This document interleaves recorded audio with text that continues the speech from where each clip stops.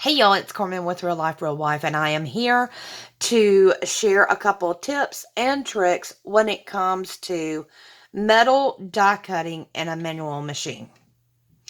Now, I know many of y'all who have been around for a really long time know this, but we have to remember that there's always someone new that's joining our paper crafting community or crafting community. And so I figured while I'm in the middle of doing some die cuts, I would go ahead and share because I struggled with my last piece. And the reason why is because this is a very intricate die.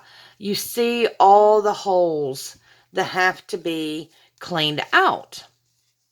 Well, with that, with all those, see if y'all can see them, with all those holes, you want to get the cleanest cut possible. Now, I can't promise it's going to come out right, but now I have a quick cut. It's obsolete. There's no buying replacements unless you can find them secondhand or whatever. But this was my first intro into paper crafting and cutting. So with that being said, I'm going to try to move this along because for some reason my video just got cut off. Now I will give you a couple of tips. You need some kind of pick tool. Something that is going to be very fine because you're going to want to get not only into the die and pop them little suckers out, you're also going to need to do it with your die cut once it's cut out. If it does not work, like this one, as you can see, I had this folded over, so all the glitter from the other one had stuck, but I also have all these little bitty holes like that need to be poked out and removed. So, with that being said, here's one tool that I recommend also that you get.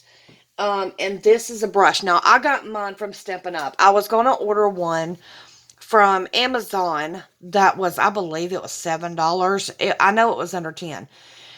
But this one come from Stampin' Up, and it's a U-Pickup tool, and I had bought, because I have been blessed by a special friend, I bought the the end brush to go along with this, and I can lay it on here and rub, and it flicks out a lot of the papers as well. But some type of brush is also a good tip. Now, here's what I have learned, and I hope this works out, and I'm going to try to make this quick, and we'll see if it works or not. Number one, I'm not going to place this whole thing on here. I'm going to leave the edge so that it gives me a two-fold piece. So I've got it folded in half, and that makes it a little bit difficult because it's thicker now at this point. Fabric sheets. Just your regular drying fabric sheets. Now, you can pick them up at the Dollar Tree, keep a box in your craft room, pull one out every now and then. When you get a new die, it usually cuts like butter. Awesome, great, no issues. But the more you use it, the more all the paper starts sticking. And with that, I learned that one of the tricks, and I'm sorry, I apologize, I can't remember. I saw so many people that I cannot just name one person. But you take your fabric die, and you can either take something like this and lay it over and cut it. I found that did not work for me. So what I tend to do is I tend to take and just scrub it like I'm cleaning my die, and I put all the static relief, and I can use this several times. All the stuff that's in this sheet is going on the die itself, so it helps release the papers. Now, like I said, I've got mine folded, so we'll see how that turns out. But that is the trick that I want to let you know. Now, normally I do not have to washi tape my die, but because of the way I need this position, I need to make sure it's not going to move.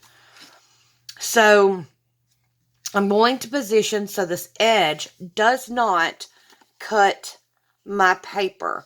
So if you can see how it's got that little line there? That's going to cut my paper. So I'm going to move it just to the bottom. I'm going to flip it over, stick my washi so that it's easily removed. And then I'm flipping this upside down because I have accidentally, I'm not sure if you can see, done it the wrong way. And now I've got cuts in my plate. So I'll flip this upside down. And I'm going to run this through. And that did not work because I've probably used this washi too many times. But let's try that again. I want to make sure it's right. And it's going right on the edge. Make sure it's... What am I doing? Wrong. Everything. Okay. I want to make sure that's there. And I want to make sure it's low enough that the top does not overlap as well. And I'm going to just kind of rub that real quick. And I apologize. This is about the 4th, 5th pass of the washi. Okay. Now I'm going to lay this down here. Nice and sweet. Put my plate in. And I'm going to run it through. Push. And I'm going to run this through. And I hope y'all are not getting shaken. I'm going to pull this out. I'm going to stick it back in. Normally, sometimes I will actually, if other than this one, normally I'll just back it back up instead of trying to do another cut. So I'm going to remove my dies. Now, can you see all the papers that are stuck in the holes? They are just flicking off at this point because I was able... Now, normally I would do this over a trash can. Now, that's one thing. Number 2, I'm going to grab my little scissors. Actually, let me move this out of the way so that maybe y'all can see a little bit better. And I'm just going to set this down here on the floor. And then on this end, I'm going to just cut it off right at the line.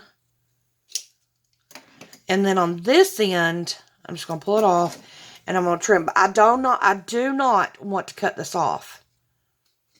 I just want to make it kind of smooth. Okay, now, see how some of them have already popped out. Now I'm going to open it, if I can keep my hands on it, because I folded it. Now you see how this one, all the papers, I don't have to clean that one out at all. And now this one, I've got this side stuck to the back, and then I've got all these too. Now let's see. Now I'm going to make a mess, yes, but look, all I got to do is flick it, and they're falling out. Do you know how much time that saves me?